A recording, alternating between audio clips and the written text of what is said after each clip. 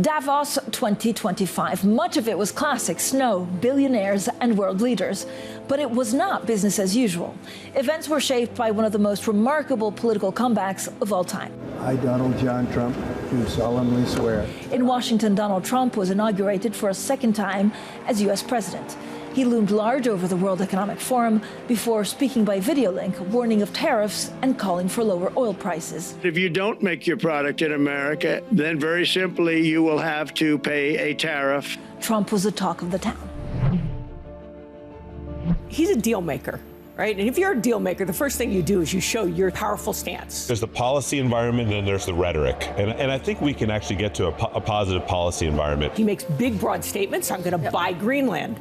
And then from there goes in with a more kind of practical deal approach. That Trump is starting that debate is good, and he will always do it in his own way, which is with the door in his hand coming in.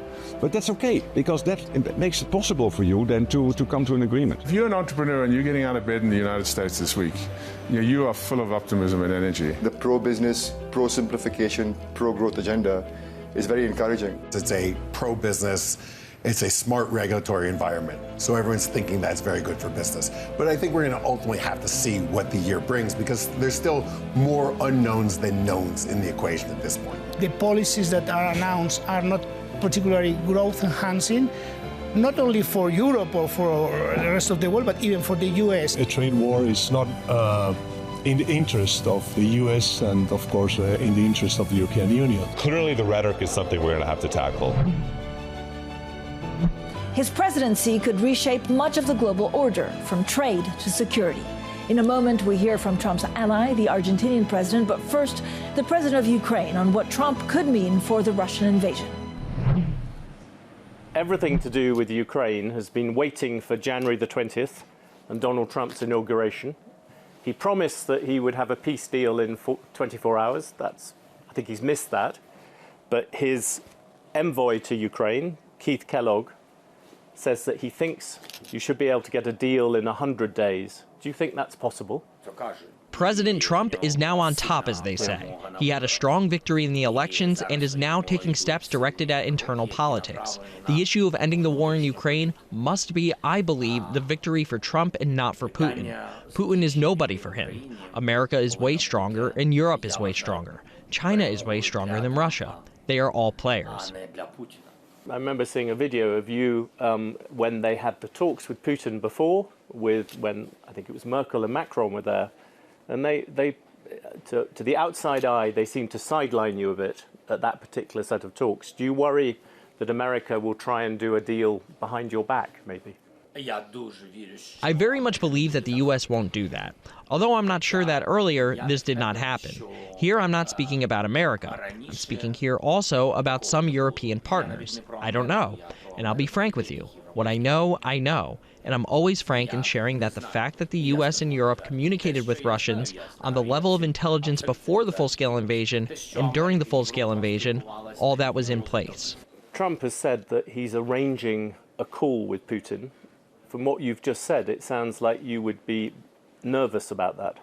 Or are you confident that President Trump will make your case? I would put it in the following way. I think that for all of us who truly want to end the war, who want to end it fast if that is possible, for all of us it is desirable to have a plan until we have communication with Putin. I believe that this is in the interest of the United States, the European Union, Europe as a whole. It is in the interest of Ukraine and our people. You are perhaps the only world leader here at the moment who is in Davos, but also went to the inauguration in Washington. And I wonder, America was celebrating. Should the world celebrate the arrival of President Trump? Definitely, the world should celebrate the arrival of President Trump. His speech was clear and decisive, and that golden era he proposes for the United States will shine a light for the whole world, as it will spell the end of the woke ideology that is doing so much damage to the world. One thing, though, just to push you a little bit, you have always been a free trader. You're a great fan of Margaret Thatcher and Milton Friedman. But President Trump is coming, and he is bringing tariffs, he's bringing protectionism. I wondered, how can a disciple of Milton Friedman and Margaret Thatcher like that kind of economics? Well, first of all, I am in no position to give an opinion on another country's trade policy. I think it would be irresponsible and disrespectful towards any country. On the other hand, I think that unlike other leaders,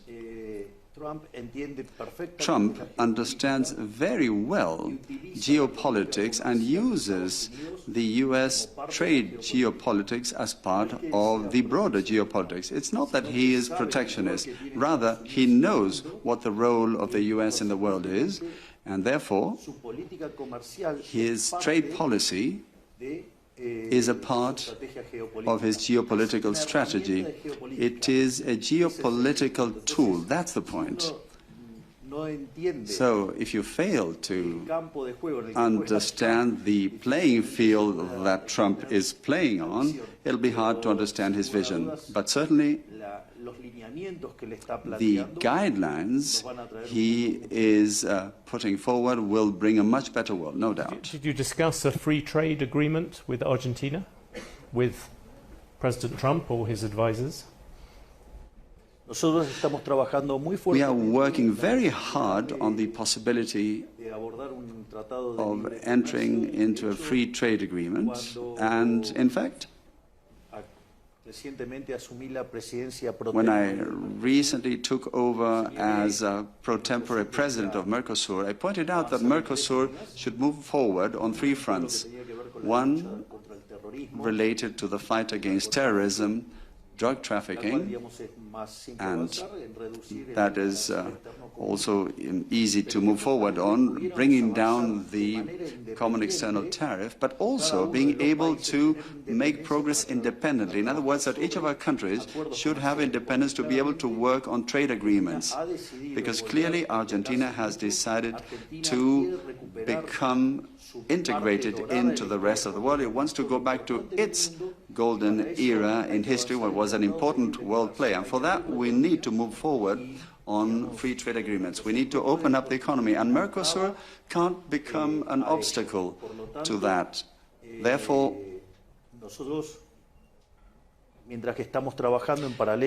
while we work with the US government to move towards a free trade agreement, we also work indoors within Mercosur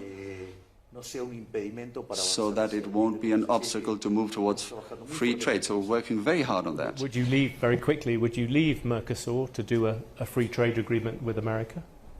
Well, if the extreme condition were that, yes. However, there are mechanisms that can be used even being within Mercosur. So we think that it can be done without necessarily having to leave Mercosur as such. Coming up, finance and business leaders on how they're preparing for the new administration in the U.S.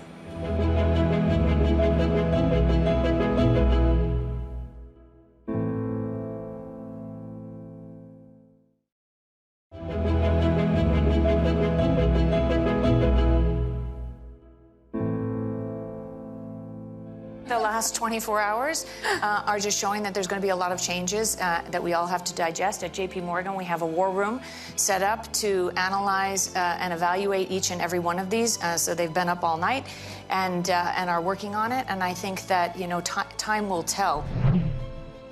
Wall Street and business leaders are positioning for risk and opportunities.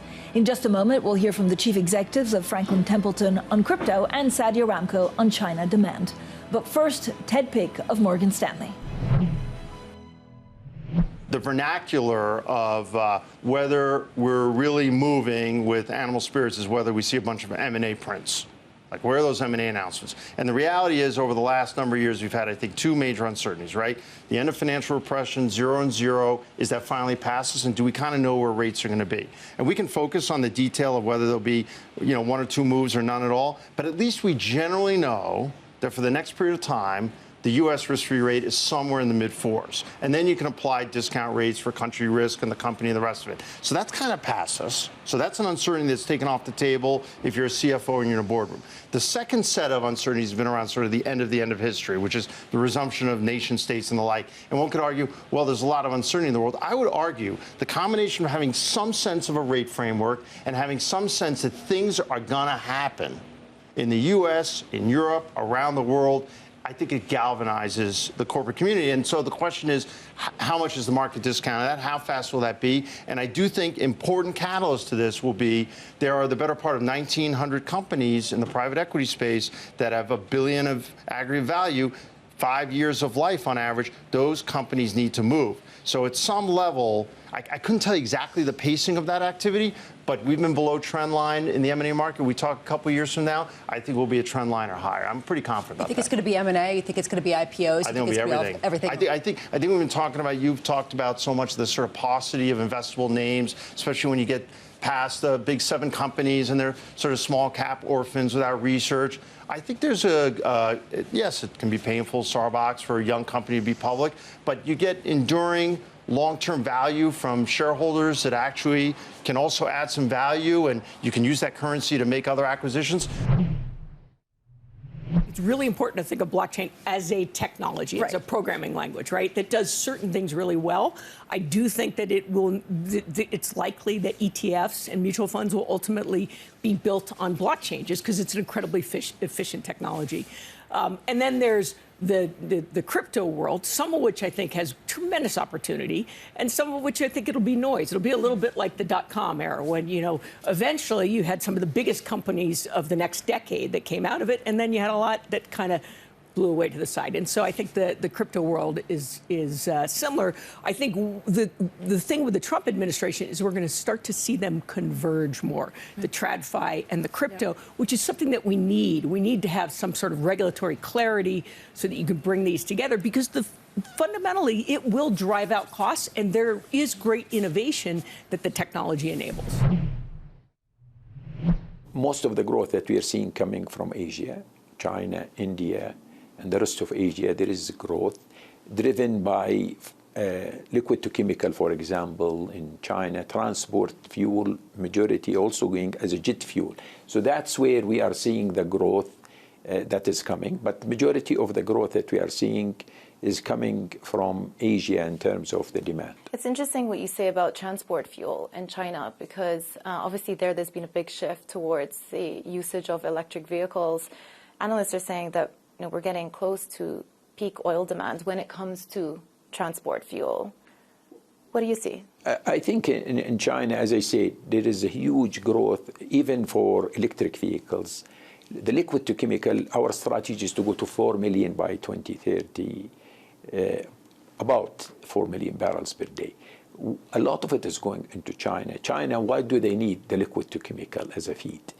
They need it because of electric vehicles. They need it for solar panels. They need it for carbon fibers. So my point, even for the transition and going to electric vehicles, you need oil as a feedstock to produce the material that would be required for any transition. So the growth is still there.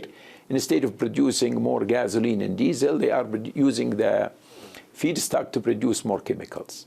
You see a lot of the conversion, the refineries in China, for example, a lot of the one that we are investing in right now, the conversion of liquid to chemical is at 60 to 70%, compared to an average of about 10 to 12% integration in liquid to chemical around the world. Do you think the market was sort of overstating the state of demand that is coming out of China, and the fact that people have been so bearish about some of the signals coming through there? No, we're still seeing good demand coming out of China. We've seen it in 2024. We still anticipate, as I said, most of the growth, the 1.3 million, 40% of that growth will come from China and India.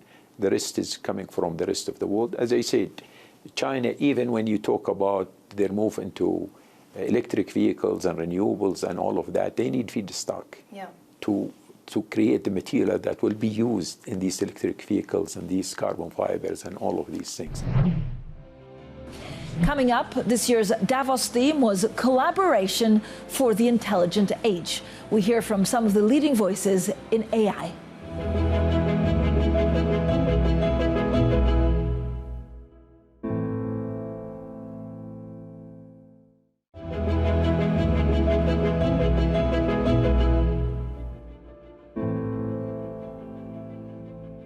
AI is not slowing down, so we need to think about how do we build this in a more collaborative way. Today, there are a lot of companies who are deploying AI in digitization, in their tech solutions. As more and more reasoning and thought is done by AI, we're going to more and more see reasoning that's like super persuasive, but might have really subtle flaws in it. It's going to take decades to actually be rolled fully to enterprises, rolled fully to the way we actually behave and the way we actually deal with computers. And I polled people in Norges just before Christmas when I asked them, how much more efficient are you now because of the new tools? And on average, people thought they were 15% more efficient. Some of the pioneering figures in tech on how it will define the future. In just a moment, the chief financial officer of OpenAI on Elon Musk and IPOs. But first, the Alphabet chief investment officer on the great race between the US and China. You alluded to this earlier, the race between the United States, or the West if you prefer, and China to dominate in AI. Who's winning? Well, it's a great question because I think to date, the U.S. is ahead in models. We're probably a year plus ahead in models. The West is ahead in chips. I think China is on par and may even be a bit ahead on what's called diffusion of basic capabilities. I mentioned that this unlock of the economic upside requires what's called diffusion across industries, the application across public sector, private sector in a way where you do radically rethink what you're doing. Don't just use Gemini or the others to help you write a memo, like rethink processes. Call centers are a great example. It's such an obvious place where you can deliver better service, lower cost. So anecdotally, on par, but they may be a bit ahead.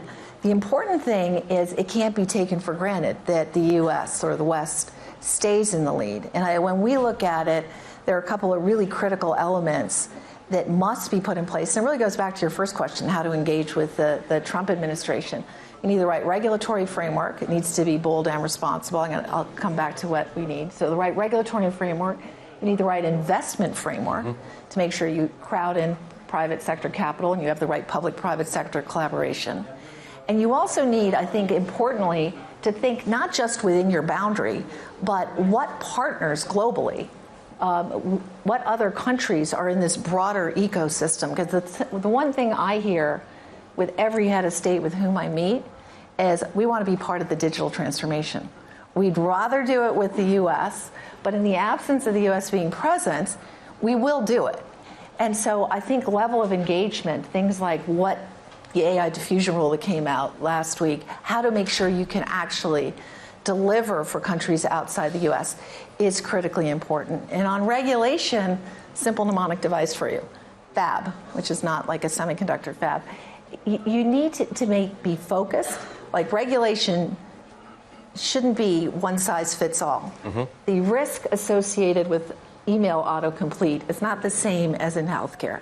And so make sure that if you're imposing regulation, it doesn't become the quagmire that slows down what we're doing in the West. It needs to be focused by sector. If we already have regulation, for example, with healthcare devices, you don't need a separate regulation because it's an AI healthcare device. Leverage what's already existing there.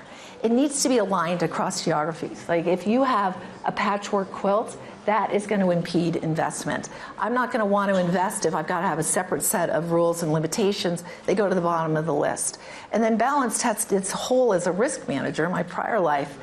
Sometimes the risk of saying no is substantially greater than the risk of saying yes. We're going to not save lives if we say no on healthcare, the healthcare opportunity with AI or the Waymo opportunity with AI.